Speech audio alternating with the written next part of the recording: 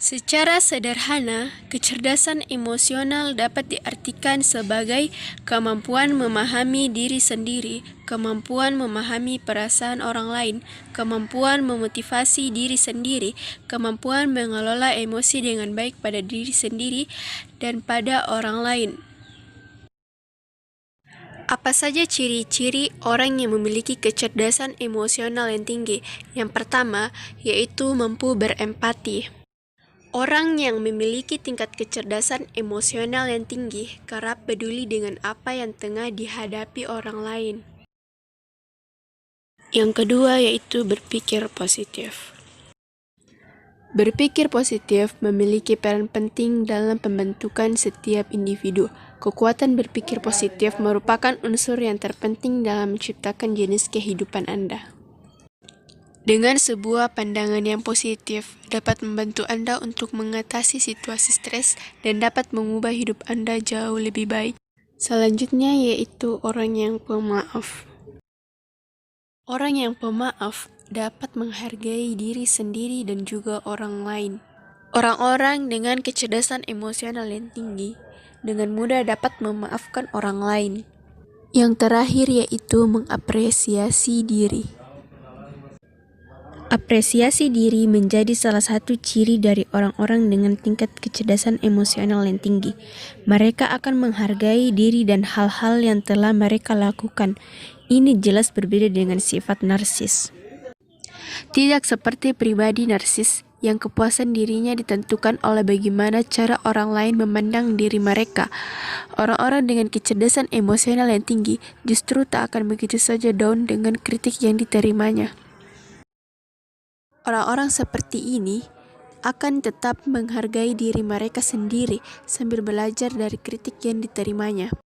Adapun ciri-ciri orang yang memiliki kecerdasan emosional yang rendah. Yang pertama yaitu mudah stres. Orang yang kurang mampu menggunakan kecerdasan emosionalnya cenderung akan mengalahkan orang lain serta tidak mengatur moodnya. Kecerdasan emosional akan membantu kita mengendalikan stres sebelum stres itu menguasai hidup kita.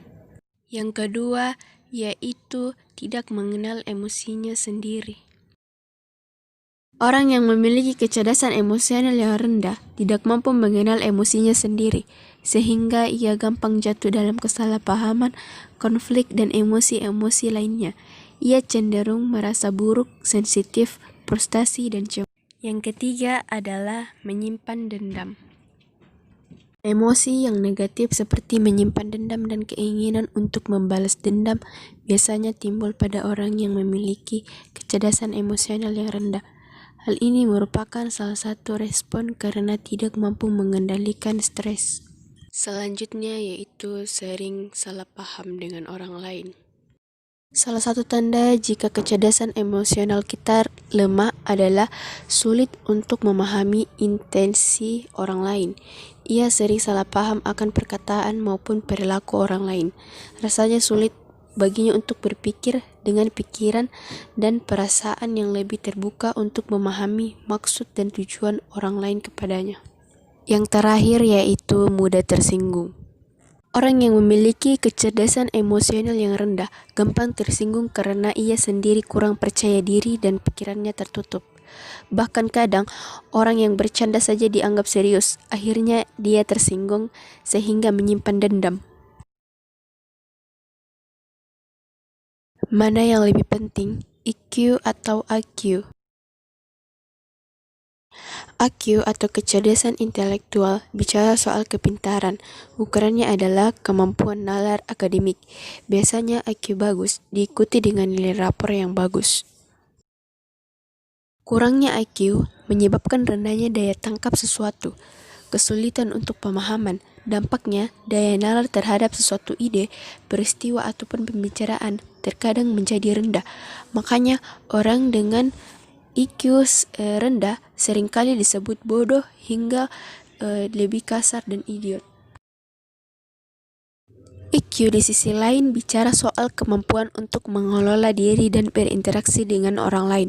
Menurut Peter Salovey, salah satu pencetus EQ bersama dengan Johan de Meyer, mengatakan bahwa EQ adalah kemampuan untuk mengelola emosi pada diri dan orang lain, serta mengendalikan dan mengadu gunakan unsur itu untuk mengarahkan pengambilan keputusan, mengarahkan pikiran dan tindakannya. Apakah EQ lebih penting? Dalam bukunya Emotional Intelligence, Why It Daniel Goleman berkata, EQ lebih menentukan kesuksesan seseorang daripada IQ. Menurut mereka, seseorang bisa saja pintar secara intelektual, tetapi untuk membangun bisnis dan menggapai kesuksesan pintar dari sisi IQ saja. Menurut mereka, tidak cukup. Itu sebabnya mereka menganggap IQ pada dasarnya lebih penting daripada IQ. Alasan mengapa IQ lebih penting. Pertama-tama, IQ hanya membuat seseorang pintar di sekolah dan dalam menjawab pertanyaan informatif. Nyatanya saat kita bertemu dengan seseorang, dia tidak akan bertanya, berapakah akar rapormu? Tapi yang dilihat lebih kepada tutur kata dan cara bawaan dirimu. Itulah yang membuat seseorang cakap dalam pembawaan dirinya, tulus dan membuat orang merasa nyaman. Kesempatan dan hubungan bisnis banyak diberikan kepada mereka yang IQ-nya bagus. IQ hanya membuat kita terlihat cerdas di depan orang, tapi orang jarang terkesan dengan orang yang cerdas. Dan terkadang orang pintar itu membuat orang lain merasa terintimidasi, bahkan merasa lebih bodoh, khususnya jika orang pintar itu tidak bisa membawakan dirinya. Makanya banyak orang pintar yang justru tidak kemana-mana karirnya, karena tidak mendapatkan dukungan ataupun kurang disukai. Justru orang yang mempunyai IQ bagus yang menanggulangi orang-orang pintar.